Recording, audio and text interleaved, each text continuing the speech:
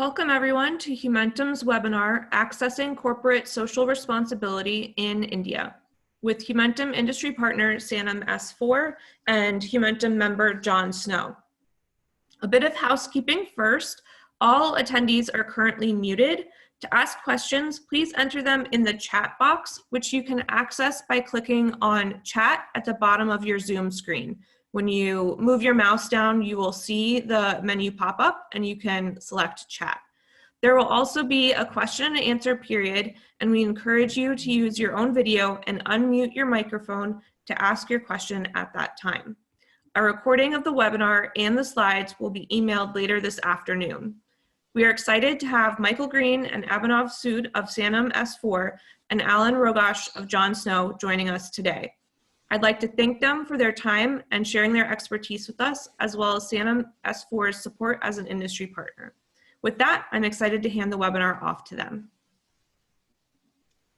Jessica, thank you so much. Really appreciate it. If you can move to the next slide, I'll just briefly introduce ourselves. My name is Michael Green. I'm based here in Washington, D.C., and I'm the Director for Government Relations and Strategic Development at Sanam S4. Prior to being based out of our DC office, I was running our India operations out of Mumbai. Sanam S4 is a global market entry firm, and in India we have 5 offices across the country. Thrilled to have my colleague Abhinav Sood with us. Abhinav is based out of our Delhi location, as well as Alan Rogosh from John Snow Inc.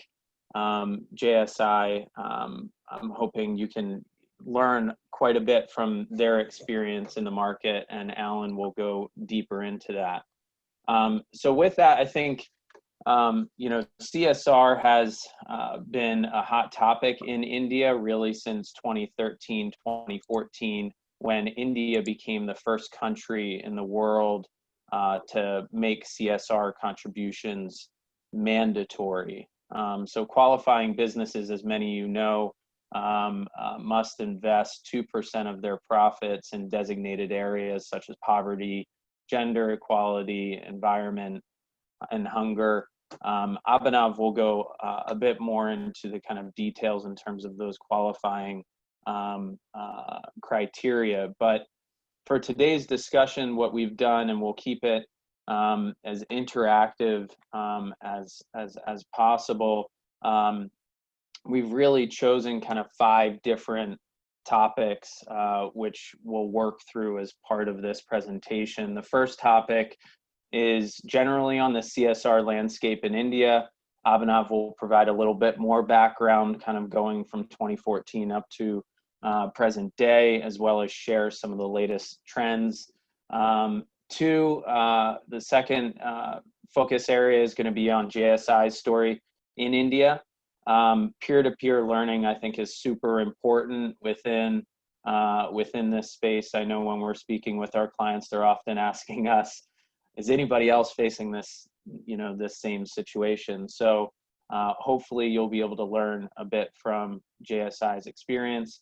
The third topic is going to be on structuring options, so models in order to access CSR and models to make impact in India. Abhinav will get into some of the specific regulatory requirements and things to note. The fourth topic is on challenges in operating in India and accessing CSR funds. Again, from a peer perspective, Alan will provide a bit more context, and then we'll close out with some parting advice and wisdom from the speakers.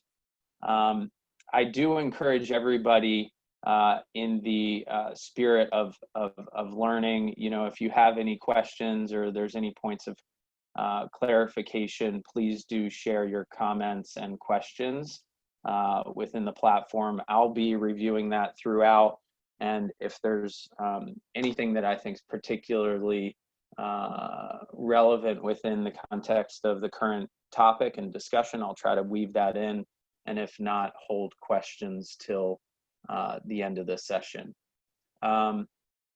So with that, Abhinav, I think over to you, in terms of for an organization that's not familiar with the developments of CSR in India since 2014, can you provide some context in terms of Section 135 of India's Companies Act? Sure. Thanks, Michael, and hello, everybody. I think you sort of laid out the context pretty well at the start, that India was one of the first movers to mandate CSR as a law prior to 2014 and prior to what we call as the new Companies Act or the corporate law regulation in India, which came into being in 2014. It was more of a sort of voluntary activity that corporates were doing as part of their social efforts, or it was individuals doing, participating in philanthropic objectives in their own areas of interest. But in 2014, Section 135 was introduced, which typically makes it mandatory for companies beyond a certain threshold to contribute to domestic, that is India-focused and India-based social needs. Essentially, any company that has a turnover of more than 700,000 US dollars or an annual turnover of more than 140 million US dollars or a net worth of more than 70 million US dollars has to mandatorily contribute 2% of their profits towards CSR objectives every year. And so what that has done from 2014 till 2020 is created an annual pool of funds that corporates disperse towards social objectives. Some corporates do this in-house or do it through their own foundations that they set up. But even then, a lot of it is done through participatory efforts by forming partnerships with local and international nonprofits. Some completely outsource these projects, for lack of a better word, to local and international nonprofits as a CSR mandate. And so this has become a very key opportunity and a very key focus area for almost all sort of nonprofits who are engaged with the corporate space in any shape or form in the last few years. Abhinav, I think in terms of the context of, thinking about the funding pie in India, what are the current trends of that pie, and then how much of that, pie is CSR at the moment? So, Michael, if you look at the sort of estimates, India sort of, in order to meet the 2030 SDG targets that have been set by India, you're looking at a target requirement of at least $300 to $400 billion a year that needs to be created in order to sustain and focus on at least the top SDGs such as poverty, health, hunger, education, malnutrition, in terms of achieving the goals that have been set out by India. Now, even with the good growth rates that you see on your screens in terms of how government and public sector and private sector are growing, there still remains a gap of 60 billion almost on a yearly basis. Even then, there is considerable sort of development funding being created. So on your slide, you would be able to see that governments approximately spend about 6% of the total India's GDP. That's around 140 to 160 billion dollars a year in terms of social obligations. Now, again, part of them is done by themselves. Part of them is done in partnership with local and international NGOs as part of grants and projects and consulting projects as well. And this is growing at a rate of almost 10% per year as India continues its sort of growth trajectory as well on an overall GDP basis. Private funding, on the other hand, is around 10 to 12 billion dollars a year, and that is growing by around 15%. Of this, CSR contributes nearly 20 to 25%. So about 2 to 2.5 billion dollars a year are being generated by CSR. And I will come to sort of the next slide in a bit, where I talk about how and which areas are these CSR contributions spent in. But essentially, this creates a huge sort of pool of opportunity, and the rest are contributed by either foreign funds, individual philanthropy, so on and so forth. But again, the trend suggests that foreign funding in India has declined by a large extent in the last 4 to 5 years, and that gap is being filled by local sort of aid that is generated by state governments, by central governments, by corporate social responsibility, and by individual philanthropic activities as well, in order to meet India's overall target for sustainable growth. So for the next slide, I think in terms of the kind of funding trends and where the money is spent, can you go into a little bit of detail about that? And also, you know, everything is through the lens, I think, of COVID-19. I believe the government of India made an announcement pretty early on about applicability of CSR funds going towards the relief effort. Maybe if you could put kind of COVID-19 context into this slide. Sure. So as you can see, Michael, there's about, as I mentioned, there's about $2 billion to $2.5 billion being generated annually. That's again growing by around 12% a year.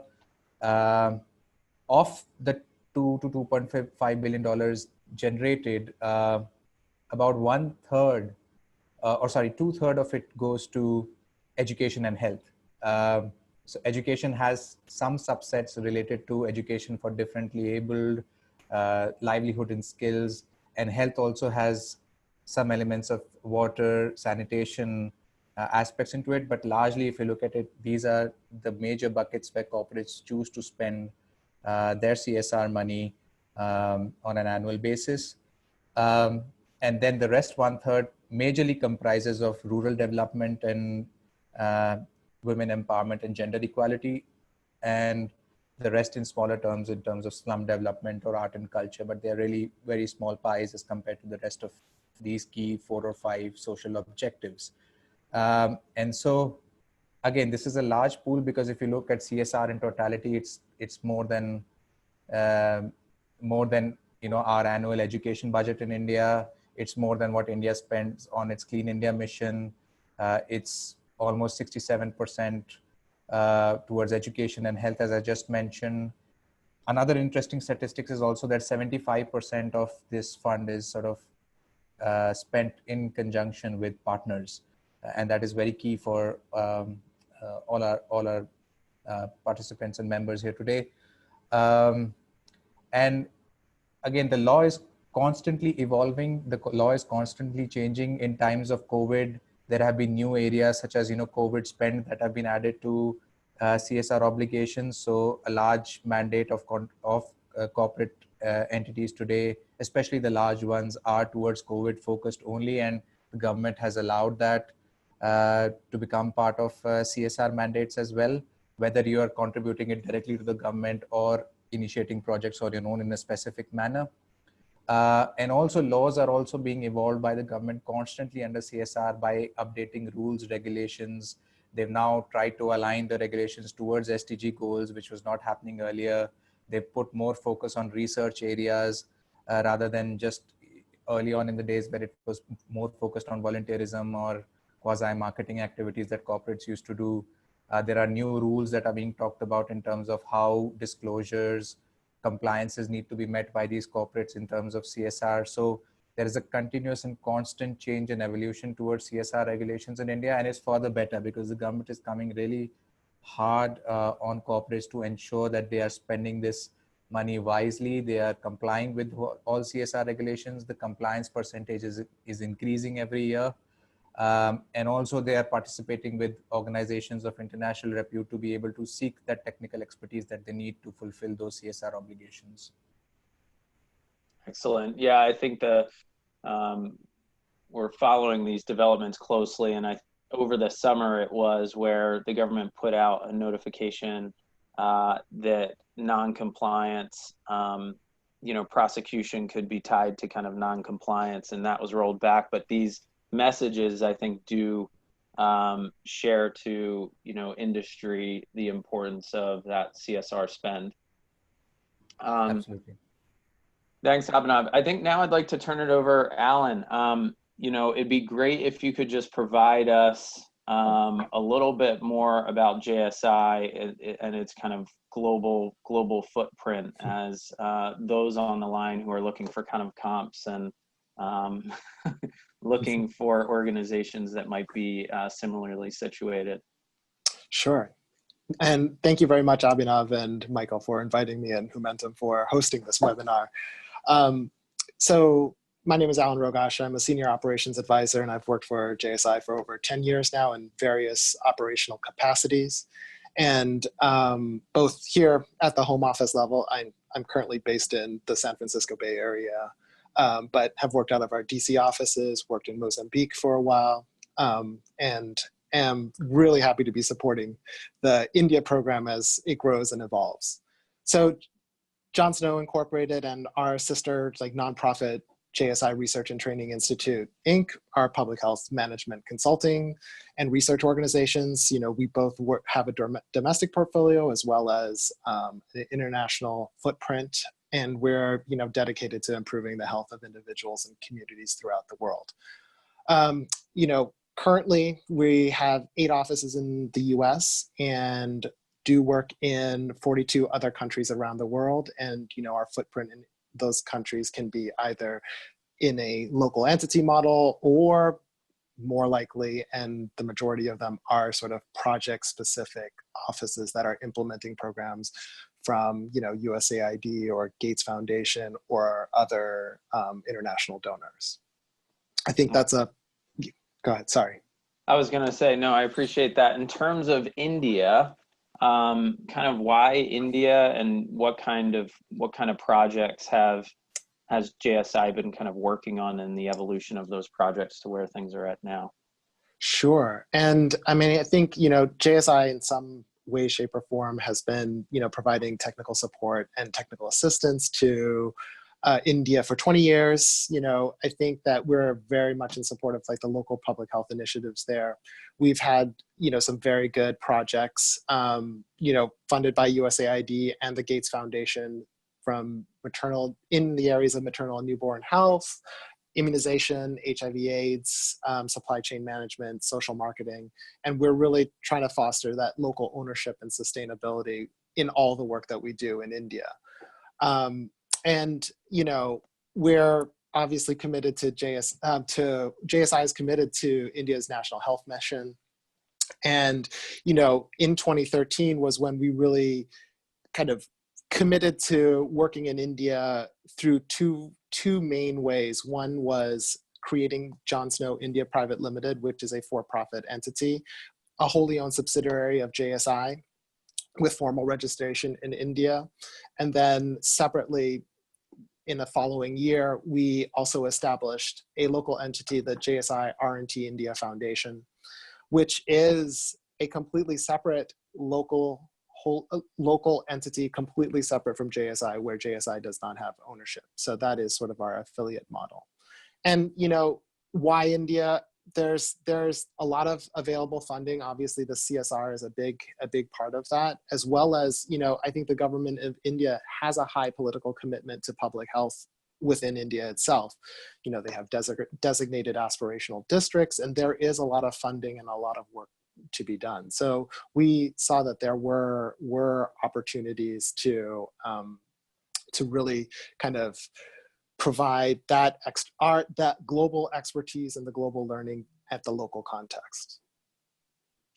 So in terms of, 20 years, so JSI kind of predates, the CSR, mandatory CSR. Yeah. So where does CSR kind of fit within the portfolio of work that JSI is doing in India?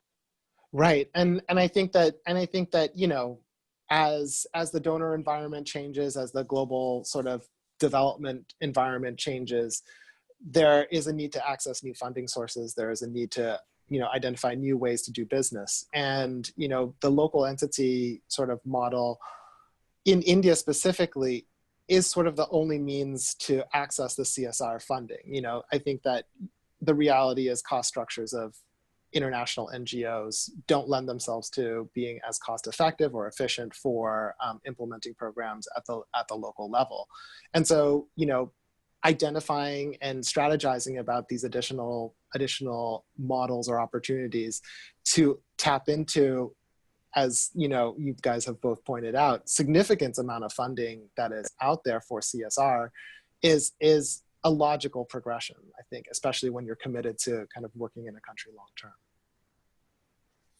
Excellent. And in terms of the projects that you're currently working on, I guess with JSI, but more specifically on the CSR, what type of companies are you partnering with, or are you receiving money from? Right. And so I think, and I should just be clear too up front that all of the CSR funding comes through the JSI R&T India Foundation, which is a completely separate arm, not part of JSI as a whole. It is a completely independent entity established as a nonprofit in India. And we can go into a little bit more detail about that later. But right, so I think right now we've got a pretty good portfolio of about $1 million a year, and funding comes from Nayara Energy, GlaxoSmithKline, their consumer health branch, IndusInd Bank, and we also have one international or public international organization donor, which is the Global Fund to Fight AIDS, Tuberculosis, and Malaria, and we're a subrecipient to Plan International India for that particular activity. But it is sort of specific corporations where we've cultivated relationships, and whether through existing business relationships or personal relationships that have identified these particular opportunities. Excellent. And it's interesting, kind of a mix. Yeah, I guess it's based on your network, based on those relationships, but it's a mix of, I guess, global, GlaxoSmithKline, but then also, Indus Bank being one of the organizations that you're working with, one of the companies that you're working with. Absolutely. Receiving funding fund. Yeah, and energy companies as well. Yeah. And just to add there, typically, so the largest multinational corporations in the country, whether in the banking sector, the energy sector, the financial services sector, coupled with some of the largest domestic corporates in India, such as, Oil and Natural Gas Corporation, the Tata Group, Reliance. These are all pretty much the major spenders when it comes to CSR in India, but there are all kinds of smaller projects that are also emanating out of varied other corporate sector entities who are meeting this required threshold of CSR contributions. And in terms of opportunities, it's also interesting to note that while there are opportunities existing in the current pool, there is also a large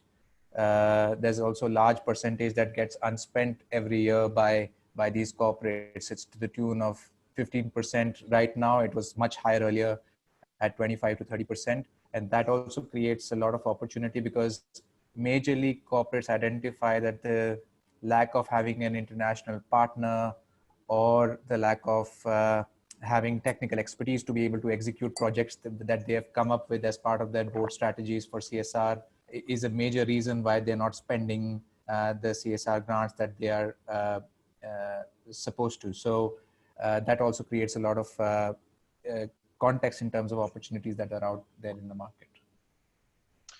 So in terms of, I think have outlined the opportunities, I guess back to structuring, and if we can move to the next slide, and Abhinav, turn it over to you to share a little bit about some of the different models and structures that allow for organizations to qualify for CSR.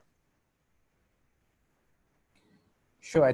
The first mandate typically, Michael, is to be present legally and physically in India. I think that's pretty much a prerequisite.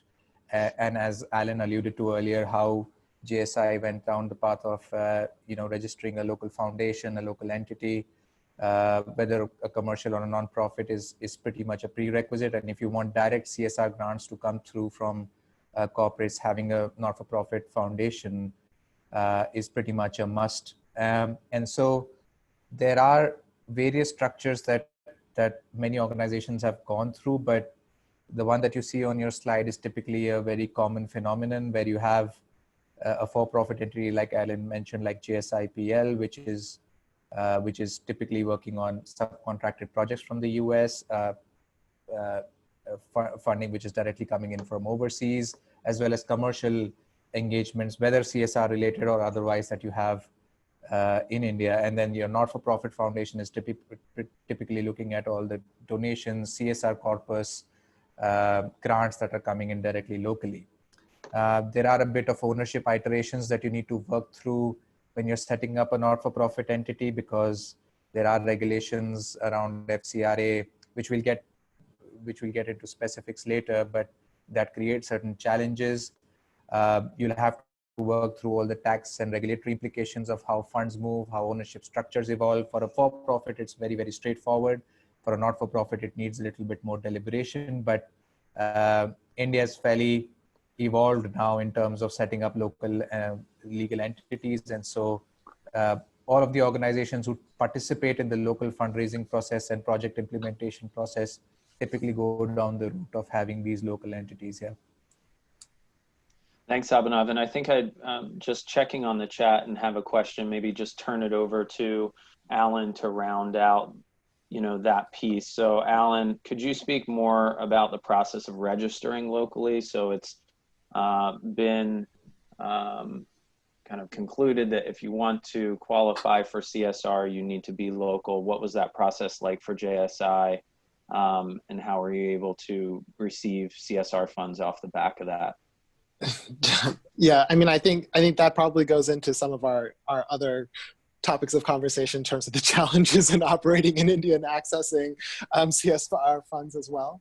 But I think I think the process of registration within India, I mean, it's complicated, it's nuanced, and we've definitely benefited greatly from the expertise of Sanam S4, for sure, in terms of guiding us and helping us really understand sort of the landscape, what is required on the basis of our organization, and how to structure things, as well as to really be aware of what risks exist in certain areas.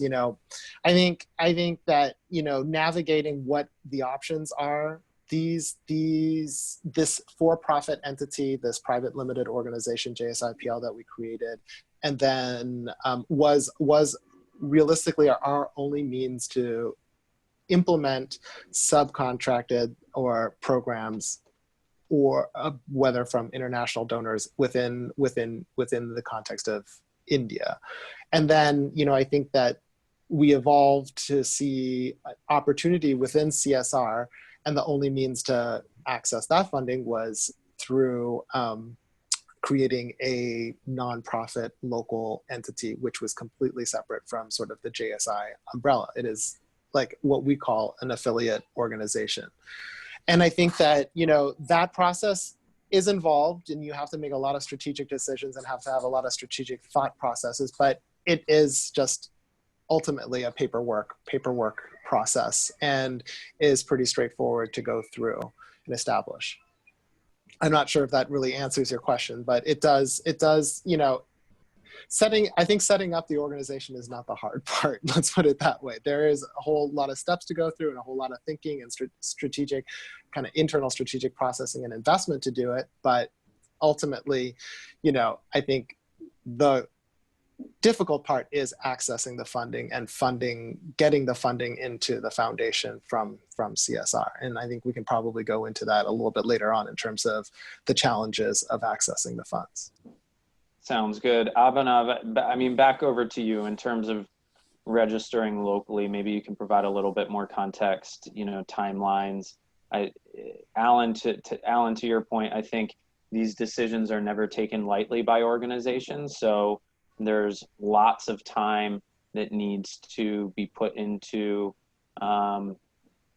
educating stakeholders and others so that those decisions are well thought through. But I think outside of that, Abhinav, could you share some context in terms of just the process of registering in India, whether it be for-profit or nonprofit?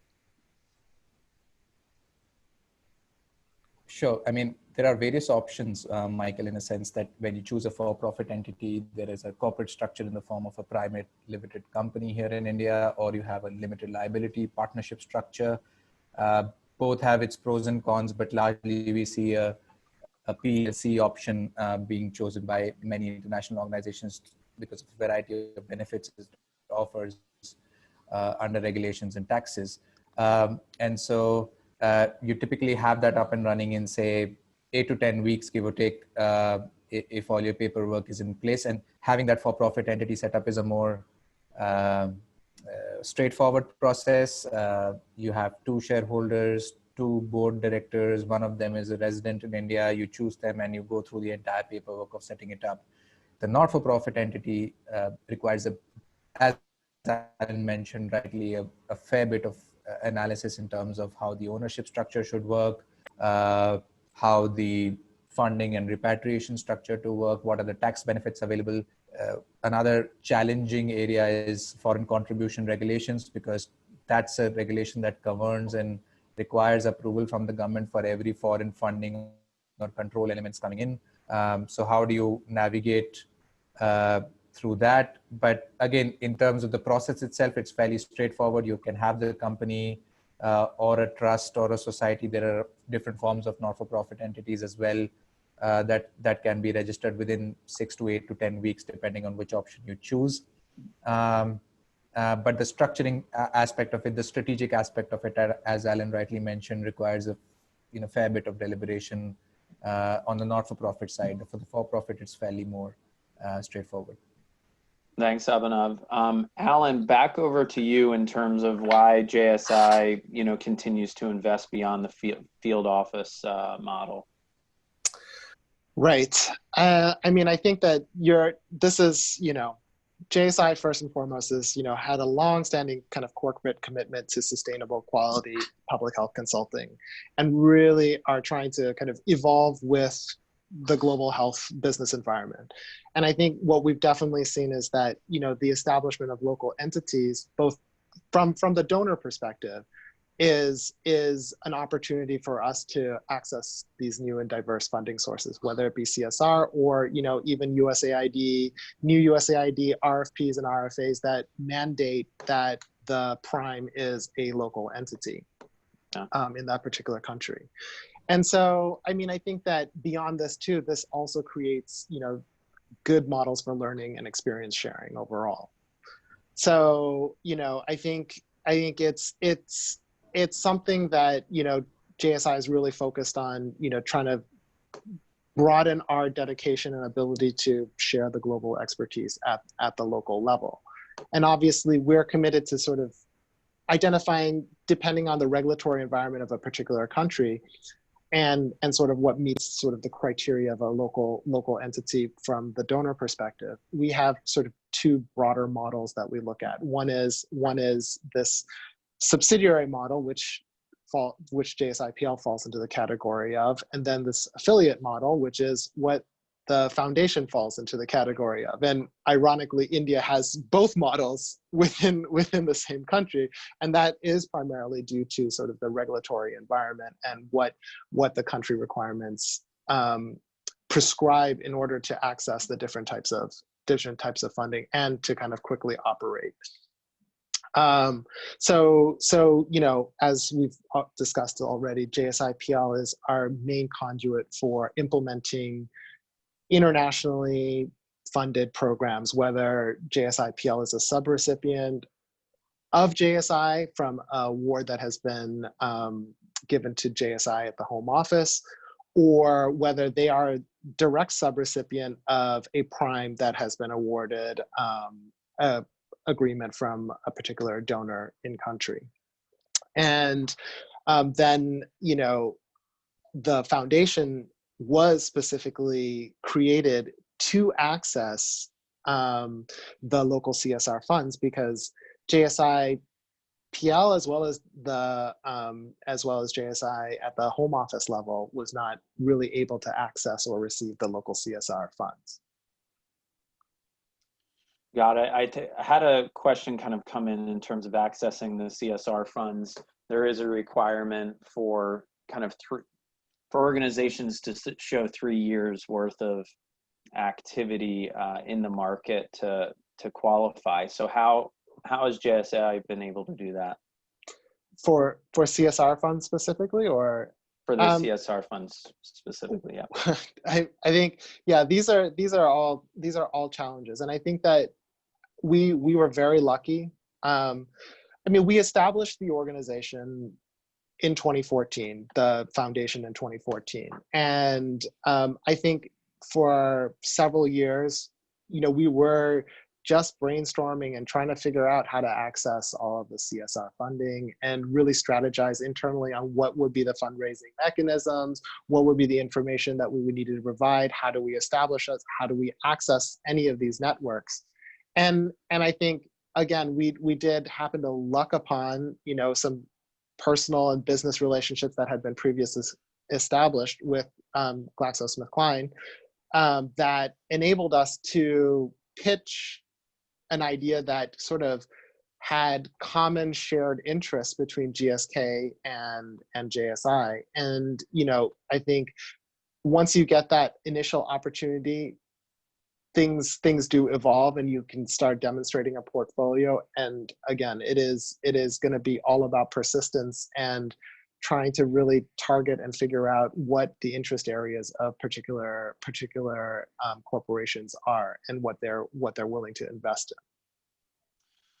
So I'd like to move to the next topic. I think there is one element that I might kind of revisit in terms of the relationship between all of these entities and what that looks like in terms of agreements and other things like that. But to the next portion in terms of challenges, and we've heard about FCRA.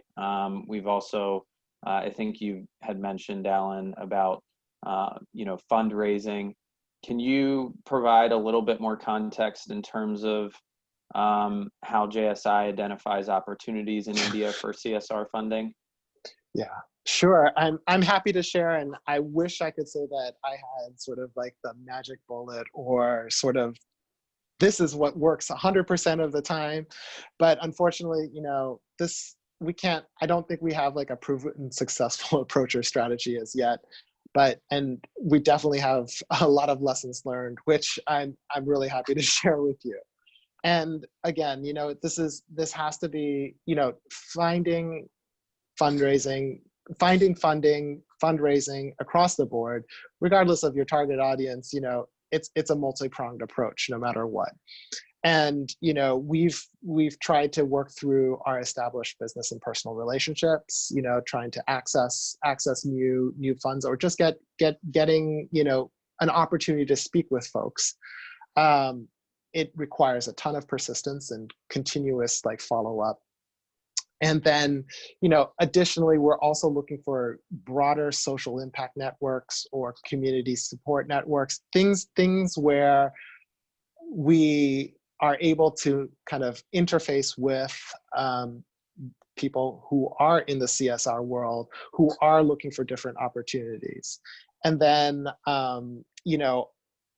we're also just trying to kind of stay abreast of the continuously evolving sort of CSR environment within India. But yeah, so just to recap, what has really worked was joining local and regional social impact communities and networks, really taking a deep dive in analyzing previous investments that some of these corporations have made and really trying to make targeted pitches. And this is really important too, because we want to ensure that what we're proposing really aligns with, our mission, our goals, as well as, what are playing to our strengths and competencies, not just what they're wanting to hear or looking to hear. And then obviously the other important factor is really finding partnerships with local implementing organizations. And, these are other nonprofits, other foundations that are Indian foundations completely that, will allow you to access a whole new series of resources and also allow for that really kind of sharing of information, experiences, and learning in both directions. Alan, in terms of the general environment, I think Abhinav provided some context in terms of larger trends and a little bit of the regulatory context specifically to CSR, but could you expound upon the environmental challenges that you see in fundraising CSR in India? Sure, absolutely. And I think that, one of the things too is that, CSR funding is really tied to overall economic growth. And I think that's not only in terms of the revenue of companies in a particular year, but it also is about mergers and acquisitions. We've, been working with GSK and they merged with Unilever, and all of a sudden our contacts have totally changed and evaporated. So we don't know whether we're going to be able to continue the relationship in this new sort of larger corporation. Are the priorities the same? Is anything going to is it going to be starting fresh? Additionally, as I said earlier too, having our own, not just trying to grasp at any source of funding that, is out there, but really being diligent to ensure that there is a fit between our organization's capacity as well as the CSR opportunity and mission. There's tons of competition, right? There's both, established and always up and coming nonprofits and foundations that you're competing against. And there is, the idea and concept too that Abhinav mentioned earlier on, that some of these corporations, create their own nonprofit or foundation entities where they just, fund or channel all of their CSR funding to implement their own projects. So it's a tough market to enter into. And then, funding is also relatively small in comparison to what at least an organization like JSI is used to. It's a shorter duration, very focused, whether it's a technical area or a geography that the corporation is interested in. And corporations also really expect tangible impact. They love to see products being distributed, especially with their branding or visibility on it. And then board members of these corporations, or even decision makers are really not necessarily strategic or results oriented. They are their value relationships, kind of visibility of the work that's being done, just ease to do business and spend money effectively and kind of tick that off their sort of checklist. So process and priorities are very different within each corporation. There's really, what we found is that there's been no sort of clear, transparent process of allocating the funds. What the process that we've received CSR funding from one entity from a different entity has been dramatically different, and the speed at which things happen has been very, very different. And then another kind of general challenge is that points of contact change frequently. The environment changes frequently. So it's hard to kind of stay abreast of what's going on and, really, really be just managing and staying up to date. I think go ahead, Abhinav. Yeah, just to add on that, I think in terms of creating those opportunities as well, since the situation and the environment is so dynamic, that also, as we see and we see with JSI and we see with everybody else who's out there looking for CSR projects, the evolving regulation also creates some sort of opportunities. COVID, for example, is creating a lot of opportunities because many corporations are aligning their CSR focus towards that. And if you have particular expertise in those specific areas, and all of these CSR policies of corporations, especially the larger ones, are all public. So you can understand, where those expertise lie and where you can match your offerings to those corporations as well. Now there is a focus on research. So corporations are trying to align their sort of CSR projects on research areas. There was a change in regulation which allowed institutional partnership through IITs and so on to contribute in the SDG space. So again, non-for-profits are sort of creating alliances with the institutions to combine their forces and look at one particular project.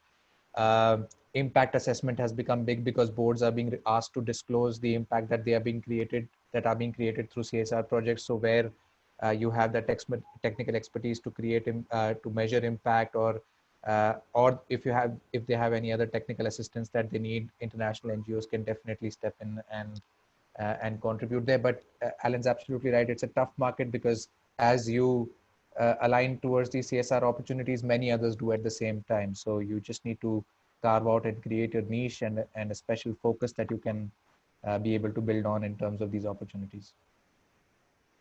Thanks, Abhinav. Alan, in terms of, I think that kind of outlines some of the general challenges. Can you go into a little bit more specificity with specific projects that JSI has been working on? I know, you know, pricing kind of comes up, and pricing is a common issue across really any sector in doing business in India, but over to you.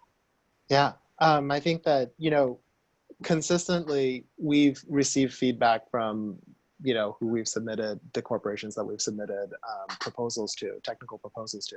They are very well received. They really appreciate the thoughtfulness and the expertise that we can bring. It all comes back to, well, why do you cost so much? You know, and I think that yes, if you look at us side by side with a local Indian nonprofit, we brought in sort of our filter of cost structure and how we do business at the home office or internationally, and even within like the kind of the JSIPL side. So naturally we have a higher cost, you know, and we've been struggling to figure out how we can, let me just say that it's been very difficult to convince folks, as I said before, that may not have sort of the broader strategic thought process or technical results in mind, to convince them that we have a strong value proposition with this broader technical expertise per se. And not saying that we're better than anybody else, but it's been a hard balance to try to figure out how we are trying to convince them that we do add value with the sort of additional burden of our cost structure, for example. And I think that, you know, one of the other issues that we've been trying to figure out is, you know, with short funding cycles, limited scope of activities, we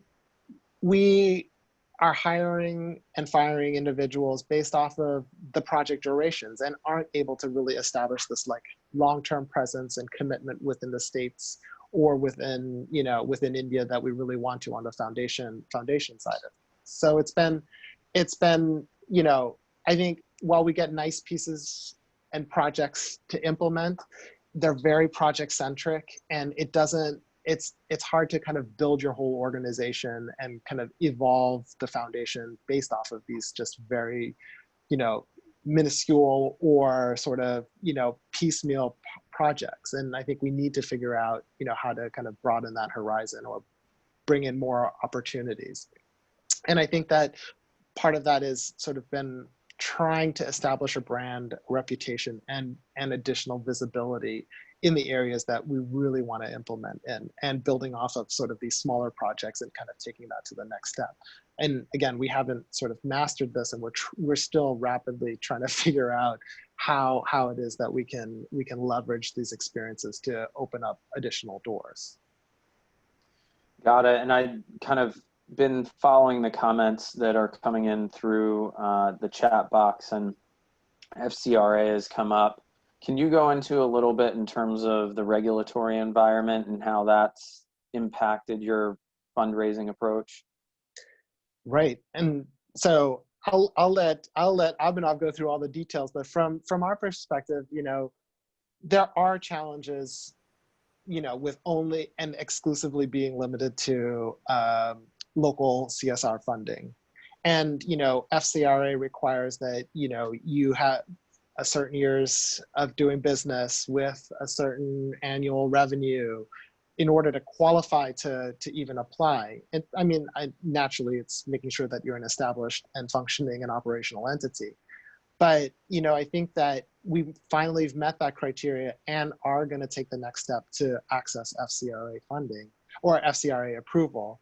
And, you know, we're positioning ourselves with the hope that if we can get the FCRA approval, the foundation becomes really our operating platform within India as a true local entity, leveraging sort of resources from either JSIPL or JSI Home Office through the JSIPL entity that exists in India. I think that obviously, you know, these are our hopes and our dreams, and I know that there are complications with FCRA approval. Things have been pretty slow recently, although I think we've heard that things are moving again. That's pre-COVID-19, of course, but you know, I think we're really anxious and eager to try to start this sort of next phase of applying for FCRA and hopefully succeeding in getting FCRA approval and trying to expand the footprint of the local entity. Thanks, Alan. Abhinav, over to you in terms of FCRA. I mean, the question was, do you see clients having challenges getting FCRA registration? Maybe if you could provide some context to that, and then also GST, because I think that's another area where a number of our clients have questions from the regulatory perspective. Sure. I think on FCRA, yes, it's definitely a challenge, and it's become more so since this government came into power early on in 2014. And almost all of the clients that we work with have had challenges in some shape or form in terms of getting FCRA prior approvals or registrations. As Alan rightly pointed out, the trend has changed for the better in the last year or so. But again, these are pretty short-term variances to really analyze. And overall, the whole FCRA approval process remains pretty complicated and difficult to get through, and carries a probability of rejection as well. That, however, does not preclude anybody from, you know, stopping, you know, doing business in India or accessing CSR opportunities in any way, provided you get the right structure going, provided you have people on the ground, provided you have you are localized enough to have some sort of cost elements being taken care of, so on and so forth, as Alan, you know, mentioned earlier. But in order to be able to access CSR, FCRA is not a prerequisite. In order to access local grants, FCRA is not a prerequisite. In order to have a commercial presence in India, FCRA is not a prerequisite. So you can have all these bits and pieces running and operating to a large extent till you get those approvals in place and start to have foreign grants and foreign projects coming in directly into a local foundation that you set up. And that's what sort of JSI has done. That's what many of our peers also have done very successfully in the last few years. But just focusing typically on FCRA, that is definitely a difficult regulation to comply with. That carries certain probabilities of rejection as well. GST is another area that nonprofit organizations need to look at. Since 2017, when the new regulation came into play, commercial contracts are subject to GST, so that increases your cost by a large extent when you're competing with local NGOs.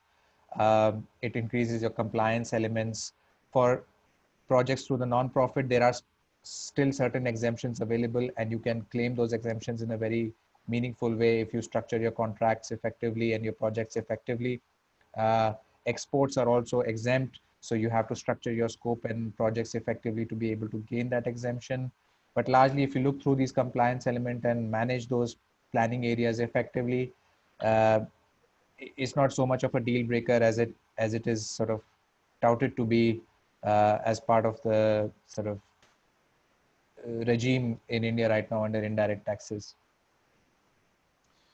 So I'm mindful we have 5 minutes left. The last section that we had, and I think I've addressed all of the questions except one. So maybe Abhinav, I'll turn this over to you in terms of trends that you're seeing within CSR. Are you, with kind of a lot of funds going into PM Cares, what does that mean in terms of this CSR bucket and the opportunities for international NGOs and other NGOs? Yeah. I think these are still early days. I mean, it's too short of a period to analyze if long-term trends are for CSR going to be impacted in any way, because corporates are contributing large sums of money to the PM Cares Fund directly. But it has taken away a significant percentage of the short-term projects that have come through in the last 2 months or so as a result of COVID. My estimation is that this would not impact trends in a big way. There are still a number of areas where CSR projects need to be pushed further, and despite COVID as well, you have a huge migrant crisis now. You have a public health crisis in many other areas such as tuberculosis that continue to be a big threat to the Indian economy and Indian public welfare. And so these areas will continue to be high on the radar for corporations. Also, the trend is now changing from, as Alan was mentioning, from short-term projects into more longer-term initiatives because of areas such as research and coming through. It's still early days again, but that trend will also change and will force a hand for corporates to majorly contribute to larger and longer term projects and not focus on PM cares or COVID as a short-term phenomenon. Before we wrap up, Alan, any kind of parting words of wisdom that you'd like to share, maybe 1 or 2 minutes? Sure. I think I can just run through really quickly. I mean, I think we've sort of touched upon them all throughout, interspersed throughout the conversation. But I think, obviously, needless to say, tapping into CSR funding is just strategically very different than sort of bidding on government or multilateral opportunities. And I think it really is a technical area approach or a geography approach, and you really need to invest in kind of building the capacity of local staff to tell the story. And having folks dedicated to doing the research and kind of pulling the figures and understanding sort of the landscape is really, really critical. So you have to, obviously align your priorities with those of the kind of corporation and the CSR that you're trying to tap into. You have to find that common ground. Start small. Small opportunities build into larger opportunities. And then, of course, just, being persistent, completely don't give up. It's just keep going back, and things trickle in and they evolve, and relationships take time to nurture and build. Excellent. Abhinav, one or 2 minutes before I turn it back over to Jessica. Sure. I mean, just picking off Alan, I think it is a complicated regulatory and tax environment for sure, but I think the benefits of projects like CSR, government grants, private grants, philanthropic activities just outweigh the sort of hurdles that exist today in the system, which is also currently changing, evolving, getting better by the day, and hopefully in the next few years or so this will become more straightforward than it currently is. And I think organizations just need to be mindful of what the law is, what those opportunities are, have the right structure in place to be able to tap into those opportunities, because there are plentiful. And as Alan rightly mentioned, just remain persistent in terms of mining into those opportunities and mining into those projects, because the larger public welfare in India is a very long story phenomenon. There are so many areas. You have 330 million population still under the poverty line, and so these areas of health, education, hunger will continue to become very, very big focus areas for corporations as we go ahead into the next few years. Thanks for looping Vivek's question on education projects into that. I think with that, I will turn it back over to Jessica to close us out. I realize we're almost at the top of the half hour. Yeah, thank you, Michael, Alan, and Abhinav for this information and really great conversation about CSR in India. And I just want to again mention we will be sharing the recording as well as the slides with everyone later this afternoon, and as well as the contact information, which you can see here, that will also be included in the email. And I would also remind you that we do have upcoming webinars, not on this topic, but you can always see our calendar of upcoming events on humentum.org. And a quick reminder that we do have our OpEx Africa online conference starting next week. So if you are interested in joining that, we will have sessions on work specific to Africa, but also with case studies and learning that can be applied anywhere in the world. So Michael, Alan, and Abhinav, thank you again. Sanam's S4, thank you as well. And we so appreciate your time today. Awesome. Thank you very much. Thank you, Jessica. Have a great day. You too. Thank you. Bye. Bye.